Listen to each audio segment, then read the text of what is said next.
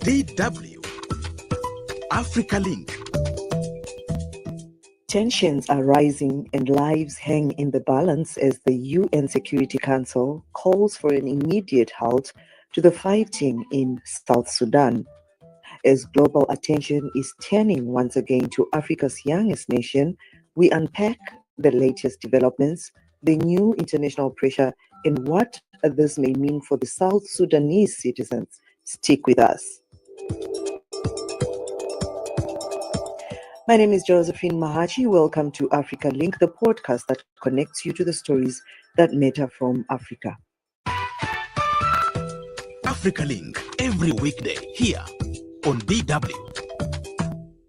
The UN Security Council has recently called for an immediate end to renewed fighting in South Sudan, warning that recent clashes highlight ongoing instability and an urgent need for full implementation of the 2018 peace agreement. The Council, however, also renewed the mandate of its peacekeeping mission, the UN mission in South Sudan, or UNMISS, for another year. The Council also urged all parties, including forces loyal to President Salva Kiir and First Vice President Riek Machar, to return to political dialogue. Now, joining me for this very important discussion is economist Abrahama Malieth, the South Sudan Investment Authority Secretary General, and our own DW's Patrick Oyiet. Patrick, I'll start with you as our correspondent, our ears and eyes on the ground. The current situation is still gloomy because there is uncertainty in South Sudan, especially in the Upper Nile region. A new governor has been installed in Upper Nile State. Also, the government troops have actually taken over the control of Nasir. However, the situation remains tense because the people who are fighting in the name of the White Army have left the area, but still it is really not clear whether they will come back or not. And that makes the ordinary South Sudanese people, therefore, very scared that anytime maybe there could be more fighting. So the situation still remains tense. And also the fact that Dr. Riek Machar, who is the first vice president, remains under house arrest. The officials here say they will go to court, but we've not seen also any movement as far as that is concerned. So the whole situation remains unclear. People cannot predict what is going to come next, and that's really what is concerning many people on the ground here. Right. Now, coming to you, Dr. Abrahama Malieth, it seems that the two leaders, Salva Kiir and his deputy, are the real problem in South Sudan. At least that's according to outsiders, right? But you are in the country. Is that the same way people in the country see things? The opinion here in South Sudan is divided over who is the problem, who is not. But the overall, people want peace in South Sudan. And it seems the way the two leaders are handling the peace issues, it's sometimes bring uncertainties. For the last 2 years, we have experienced some peace until the incident of Nasir triggered some hostilities. So yes, there is especially among the young people, they believe the two leaders are not allowing the peace to be enjoyed by South Sudanese. So we can say, yes, they believe that these two leaders, they are not handling the peace the way it's supposed to be. The peace agreement itself is a very complicated document. You know, it's very hard to be implemented like any other straight up document. It's got a lot of technical issues that be put there. They're not easy really to be implemented. So the peace itself is a problem. The peace agreement is a problem. Maybe the leaders are trying their best to engage themselves in their own understanding. But the document itself is a problem because it's very hard to really interpret it in a correct way. Everyone will have their own interpretation of it. So you have analyzed also the document. You are an expert. What is your opinion exactly? What is the biggest problem in that document, Dr. Malieth? First of all, those who developed it, they don't have the context of South Sudanese realities, because in South Sudanese, we live as a number of tribes that they actually go together by the war against the North for the independence. But sitting down and sign an agreement within ourselves is completely different, because we should have set and signed an agreement that is solving the internal problem. This chunk of this peace agreement is developed out of the CPA, the Comprehensive Peace Agreement that was done between North and South. So there's so many similarities that were actually adopted from that agreement that gave the South Sudan independence. You know, when you are struggling over a power within the one united country like South Sudan, such other elements like having two armies or two securities, or go and try to do the power sharing from the small administrative unit all the way to the national. You can't do it. People are one. You know, we are not different. We are one people. You know, within one county, you may have different political view, but it does not mean that we are not one. So I think the document itself was constructed in such a way to make it quite difficult to apply into a context of one country. Right, but now we are having this discussion because the UN Security Council has extended the mandate, United Nations peacekeeping mission that was founded in 2011 to consolidate peace. Now it has been extended to until next April. Do you foresee this, Doctor, as something that is likely to bring a semblance of peace? You know, the UN, you see here in Juba or in other part of South Sudan, they are there, they are roaming around the street, but they cannot take an action. You know, they're supposed to have some powers, you know, to intervene if there is any fight between the two warring parties. They should go and stop the fight. But now I think they act as a buffer. They're not really. I would have liked their mandate to be made clear, so we know why are they here, what are they doing. But I think now they decided to be in the big cities, and as UN usually I don't believe the mandate was clear, because you cannot come and say I'm peacekeeping. What peace do we keep? People are fighting every day, and you're not doing anything about that. So even if the mandate for me, it's not going to make anything unless they intervene and build the peace between the warring parties. Talking is not enough. What exactly did the UN write in this letter or document in terms of extending their peacekeeping in the country? What are the facts that they put there, or have you seen it? Yeah, they extended the mandate based on the same principle of which they founded it. So there's nothing new. They have not added anything. I would have liked them to add more powers. Like if people are fighting, like there is, you know, it's very hard to separate between who is the army and who is not the army. In some cases, some local people will have arms, like the White Army. So you really don't know, are these people belong to a faction, or are they a normal citizen that they arm themselves? UN should have been given a mandate to see if it is local people fighting local people, then they should have a stand. If it is the warring parties fighting each other, then the mandate is weavy, the way I see it. So I want them to review that. Extending it is okay. You can extend it to any time. But what is the ultimate end, the end goal of extending it every time when you don't achieve? What is it for? Patrick, you are also, I mean, our eyes and ears, like I said earlier, and I know you've been reporting on this for a while, and the intense fighting has prevented desperately needed food from reaching some over 60,000 malnourished children for almost a month, according to the United Nations. How is the government dealing with the situation right now?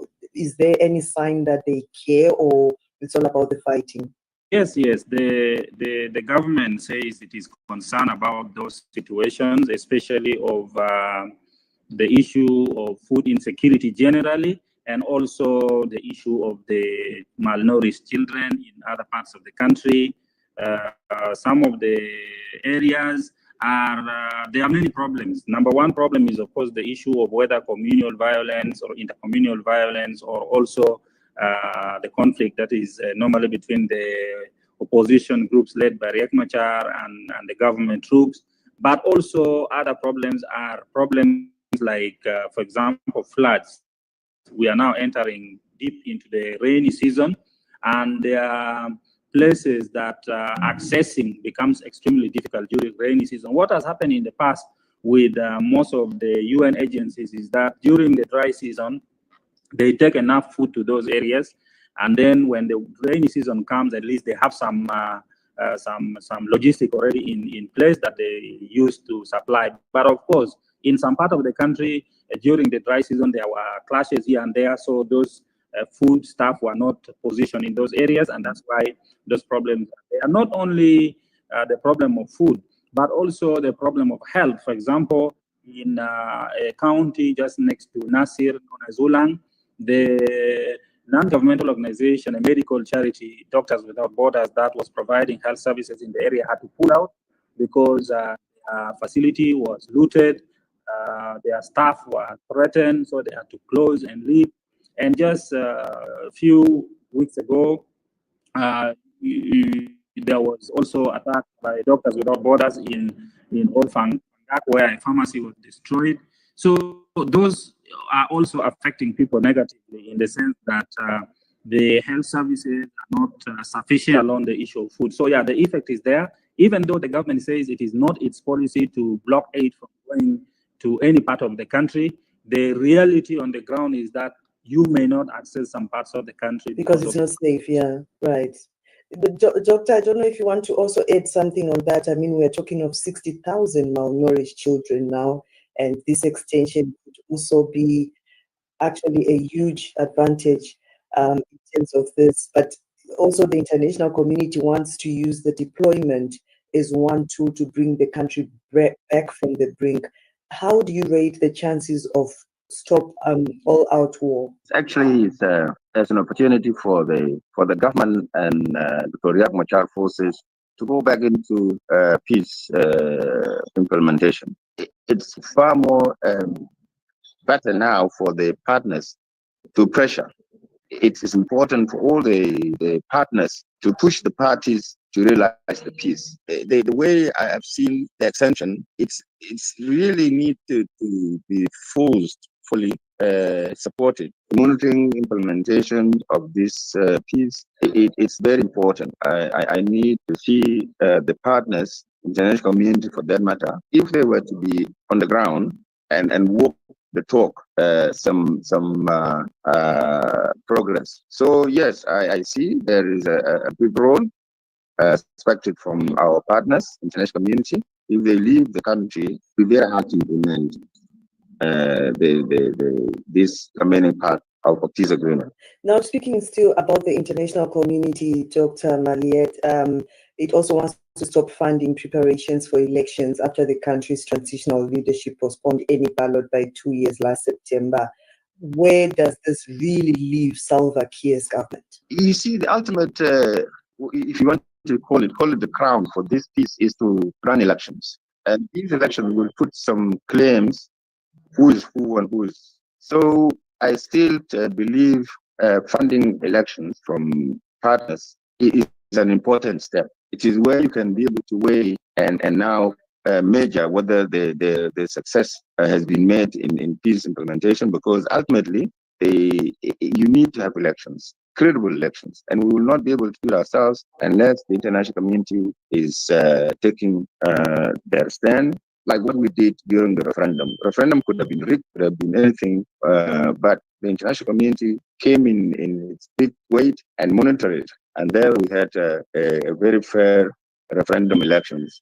But if they leave it up to us, I believe we don't have institutions that are able to run credible elections by ourselves. So the presence is really important. The funding is really important. They can cut other funding for aid or development, but we need them to support conducting credible elections in this country, because that will be the pathway to some stability in this country. Yeah, it is important, Dr. Malieth, but I also feel that aid should not be cut, especially when we look at the number of children that are suffering right now. Maybe both should not be cut if you're saying elections are also important and the funding is important. But now coming to you, Patrick, rights groups have also recently sounded the alarm over the deadly use of the improvised and unguided explosives in the north part of the country. What more can you tell us about that? Yes, we've been receiving reports of the bombardment by helicopters, and one of them, of course, is the one that took place at the facility run by Doctors Without Borders in Old Fangak, and also some parts of Nasir. However, the army has not actually said anything about it. In many cases, also, we've heard of innocent people losing their life. There is a growing concern, not only among members of international community or regional bodies, but also among local people, because all of us come from some villages. And there have been, of course, bombardments, especially in Nasir and Ulang, where the government really came out, especially the Minister for Information, and said, yes, the government was carrying out some operations to handle the people who are lawless, who have weapons, and they were attacking government positions. And then thereafter, we've also heard of cases of bombardments in many parts of the country, especially in Unity State as well, in a place, in many places actually, but one of them is known as Mayom County. And then we've had also the aerial bombardment in Old Fangak, where the facility run by Doctors Without Borders was bombed. And we had a report of some people losing their lives, especially children and also civilians. A market also, we are told, was bombed. So there have been concern about this from the local people also, including county commissioners who are also government officials. Have been raising complaints about this bombardment. They say it is really not fine. If it is a war, if it is fighting between the people who are fighting, it should be them targeting themselves, but not facilities run by health workers or facilities that are for civilians like markets. So there is a growing concern about that. However, the army itself has not been talking much about this. At the beginning, it was clearly coming out and saying, yes, we are carrying out operation. But it reached a certain point, whenever we ask the army how we've report of this bombardment, they say we don't have a comment to make. We don't have a comment to make. But of course, on the ground, this is happening. So there's concern both locally and also among regional as well as international members of the community. Right. Now, Patrick, since you have the mic still, as we wrap up our discussion, when you talk to South Sudanese from all the political divide, what do they tell you exactly? Let's start with the elite and then, the ordinary South Sudanese who hustle daily to make ends meet. The people of South Sudan across board, they actually do not even care who is the president, who is the vice president, who is the minister, who is holding what position. What people want desperately is peace. People want peace. People want their children to go to school. People want, when they are sick, they should be able to go to hospitals. They don't care about these positions that some individuals, especially at the top level of government, are always fighting over. So the ordinary South Sudanese people are really exhausted. They are tired of this. And for young people who are trying to settle down, trying to marry, begin a family, build a house for yourself, they say they are really exhausted and they feel very bad, because every time there is some peace, another problem comes up. Like, for example, since 2018 up to March 2025, there has been relative peace. People have been actually moving forward in terms of developing, in terms of going to school, studying, and doing their own work, farming, and so on. And all of a sudden, everything is falling apart. So if people again have to go back to refugee camps, run away from home, later you come, you start rebuilding your lives, and then again, another problem starts. People are fighting. Everything you have tried to build is destroyed. That's what many people tell us. Right. Wow. But also, Dr. Malieth, as we wrap up our discussion, just to touch on that March arrest of Machar on charges of trying to stir up a rebellion, it sparked international concern that conflict could flare anew. We also saw President Salva Kiir only allowing Uganda's Yoweri Museveni to mediate instead of regional bodies. What's your take? And if you were to meet these leaders today, what advice would you give them? Well, it's going to be very short. I want my leaders to understand South Sudan is more bigger than themselves. And expectation from them, being the people who fought for our country to be liberated, they should take the country above everything else. That's my advice to them. Because this country remains, and they, by the virtue of time, they will go. all of us will go, but our country remains. So I want them to take our country as hard, and they know that they have a role to play, but when it comes to making a decision that brings peace, they should follow the peace path. That would be my advice to them. Right. Thank you so much, Dr. Abrahama Malieth, and our correspondent in South Sudan, Patrick Oyiet, for joining us here on DW Africa Link podcast. Sticking with South Sudan and the UNMISS mission currently active there, DW's Kai Nebe takes us through how the mission has been preparing for potential conflict and why some are still optimistic strife can be avoided. Yes, indeed, Josie. Now, in the words of Lieutenant General Mohan Subramanian, the force commander of the UN mission in South Sudan, or UNMISS, the situation is serious. Situation today in South Sudan is perhaps the nearest to a situation which can result in a civil war. This country has suffered 2 civil wars before its independence and 2 after its independence. There is no appetite for more suffering in the population.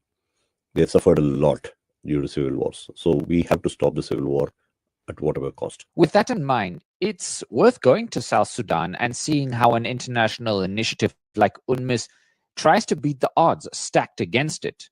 A nervous population, unhelpful or under-resourced regional leadership, torrential rain, roads so slick that not even 4x4 trucks can cross, to name a few. But in 2023, Gita Pius became the head of the UNMISS field office in the Greater Pivo Administrative Area, which is in eastern South Sudan, and colloquially known as the GPAA. And she noticed that they had no access roads, they suffered from insecurity, and there was also an airstrip, but it was completely in disrepair. These challenges caused a dire shortage of food supplies, especially during the long rainy seasons, which of course cause all the roads to become basically undrivable. However, instead of giving up on the situation, she promised the local county administrator that she would somehow try and find some funding to fix the infrastructure. And this is kind of how it went, according to her at least. That time, a foreign affairs ministry delegation came to visit from Korea. So I begged to get some funding on behalf of the community of GPA. So the government of Korea allocated some funding to buy some maram. So we bought 140 trucks of red maram from Juba to establish this airstrip. And of course, red muram is very important to building roads in this particular area of South Sudan. So along with their Indian counterparts who were busy protecting them, they were armed and giving them protection in this particular area, these South Korean peacekeeping engineers worked nearly non-stop for almost 4 months to rehabilitate the access roads, the streets in Pibo town, the airstrip, and also create new football fields, which of course can also be used for other things, not just football. And this was a feat that not even a South Korean commanding officer who was working on the project could quite believe. Our engineer team did some MSR operation around some 400 kilometers from Boru to Piboro and include some Akobo side. At least for now, the improved infrastructure can enable safe travel and trade to flourish, and it also improves access to health services during the cholera outbreaks. And, you know, it can also act as a vehicle for helping communities connect and help with peace-building initiatives. The efforts of the UN in this area have not gone unnoticed by local administrators like Nyinginga Okanyo Kiro. We have to appreciate the UNMISS for the effort that they have really lastly put now a maram in the airstrip of Greater Bibur. This initiative, it will really help in so many key areas in terms of social services that to be delivered to this citizen or this community of GPA will really help a lot. And so while observers abroad and also locally are, for good reasons, on tenterhooks about the prospects of continued peace in South Sudan, the UNMISS officials are quite literally building roads and connections for peace, and in some ways giving cause for optimism. Many thanks for that, Kai Nebe. Well, that's it for this edition of Africa Link. Remember, you are not just a listener, but a crucial part of our community, and your engagement can shape the direction of our discussions. We value your insights and encourage you to share your thoughts with us. You can find all of the Africa Link podcast episodes on Spotify and Apple or wherever you listen to your podcasts from. This episode was co-produced and edited by Kai Nebe. My name is Josephine Mahachi. Thanks for listening. Until the next one, it's bye for now.